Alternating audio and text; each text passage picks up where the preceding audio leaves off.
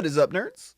My name is Cory Bergeron, and you are watching Cory Bergeron Recordings. What is up? So normally when I make a video, I like to write it out in advance, as it helps me get to my point and helps me avoid rambling. But I figured for this video, I would try and wing it and kind of just talk off the top of my head. So we'll see how it goes.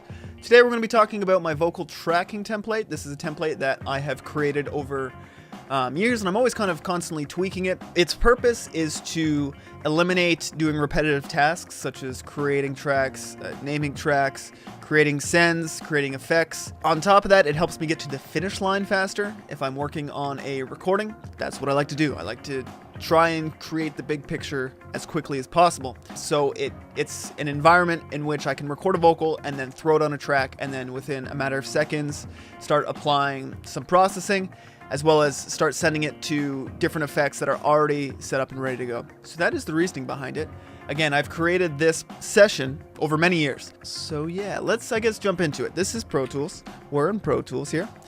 And the first thing you will see is, well, besides the click track at the top here, the second track is a reference track. Whenever I'm recording a song and it gets to recording vocals, I like to create an instrumental bounce of the song, and I put that right at the top. The reason why I like to record vocals in a different session is simply latency, and I guess latency is a big one. It makes it so the computer doesn't have to work as hard. I can start throwing tons of effects and tons of processing on things without worrying about like bogging down the session or anything like that. Yeah. After you see the reference track, so again, this is just like an instrumental track, we have this track called tracking, and then this is where the magic starts to happen. So Pro Tools has a feature called playlists. So what that allows you to do is, like, say you record a vocal here. This is over the first verse. We go, that was a great take. You nailed the back half. First half was kind of meh. Let's keep this take.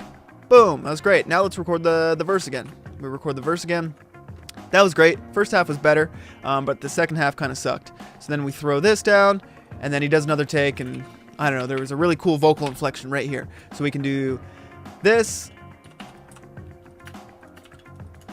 and then kind of comp together the best of all the performances.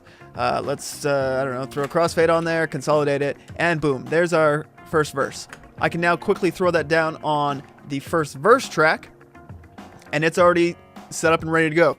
On this first verse track, I have some sends that I commonly use, such as parallel compression and maybe a little plate reverb, and I can throw them up just like that, and then I think it needs just a tad more compression. Boom. Just like that, my verse vocal is dialed in, effects, processing, boom, it's done. Move on to the next part, right? So that is how I use the tracking track. I track all of the vocals here, and whenever I'm satisfied, or we're both satisfied with the part and it's time to move on, I just throw it down onto where it needs to go. So I guess from there, let's start talking about all of these tracks. Again, I think this is the third time that I'm touching on this. I've created this over years of experience. So this session is set up with tracks that I use regularly. I think that makes sense. I have verse 1, verse 2, verse 3, verse 4, and all that really is like main verse vocals, main bridge vocals, main pre-chorus vocals kind of thing. They're all here, and this is what I would use that for.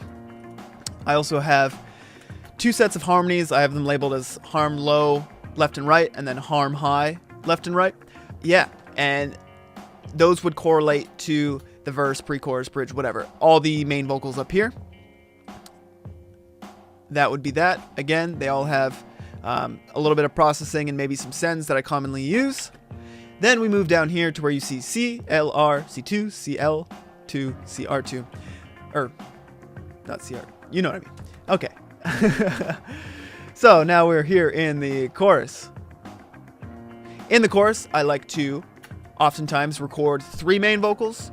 1 is pan center, and then 2 are panned 100% left, 100% right, and they're probably 10 dB quieter and maybe compressed a little bit harder or whatever. And they're just there for support. It makes the vocal sound bigger, makes the chorus kind of sound like a chorus without having a bunch of distracting vocals everywhere. Again, I will track the vocals up here. Boom. That was a great main vocal, Mr. Singer. Oh, let's hit that again.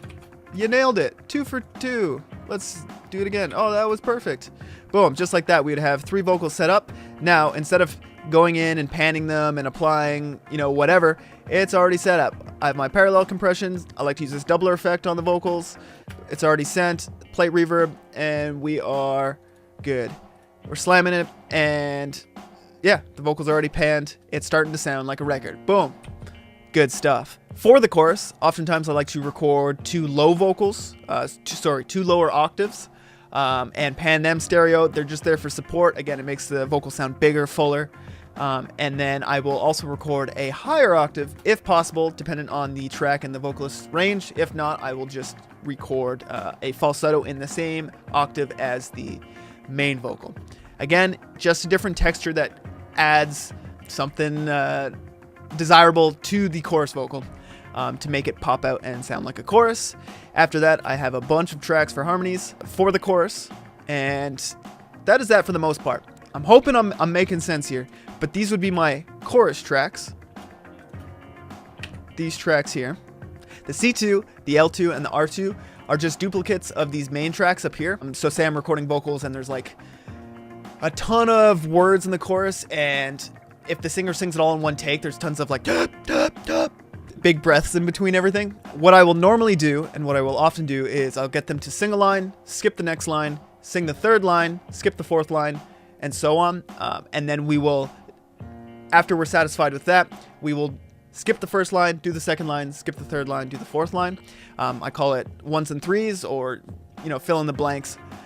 Again, with the purpose of making sure the singer has enough breath to have a powerful performance throughout all of the chorus, and also avoiding forced breaths in between phrasing. So that is my chorus. We have the mains, we have the low and high octave, and then we have the harmonies.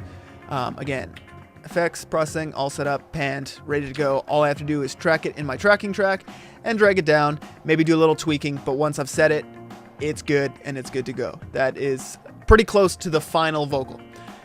And then down here we have some just like random tracks that oftentimes get used. So I'll have these like little lo-fi tracks set up, maybe whisper tracks or whatever. I use them often enough that it is worthwhile to have them set up in my vocal session. So I guess let's touch on some of the effects that I like to use, and that's kind of the last little portion here.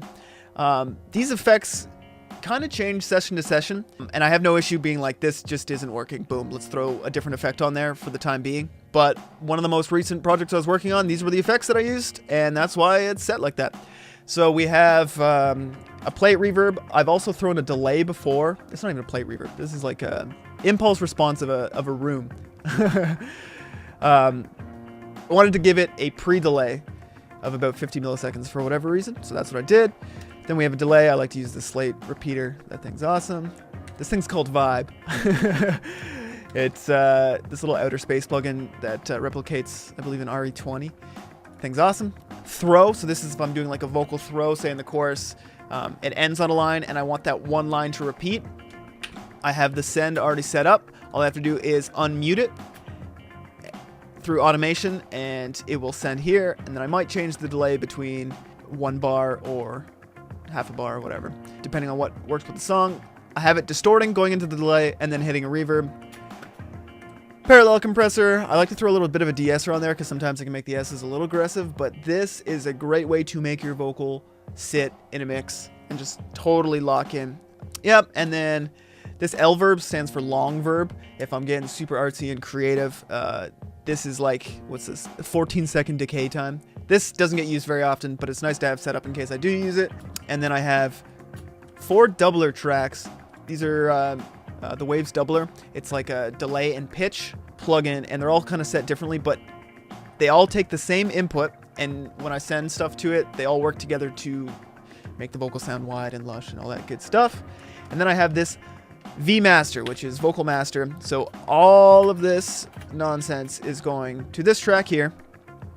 And on this track, I have a de-esser that I might engage to just kind of tame some of the highs. I'm not afraid to throw a de-esser on any of the tracks if I need to, individually. But yeah. So, to recap, I have made this session, or this template, over years of experience recording different vocals, different genres of music. This helps me record vocals efficiently, and it helps me get to the finish line quickly, and that has tons of value to me. Yeah, I hope you learned something. I hope you liked the video. I hope it's a good video. Anyways, if you liked the video, please let me know by giving me a thumbs up. If you want to see more content, all you gotta do is hit that subscribe button and turn on the bell, hit the bell to make sure you don't miss a second of this great content. Anyways, thank you for watching. My name is Cory Bergeron, and I will see you in the next video. God bless.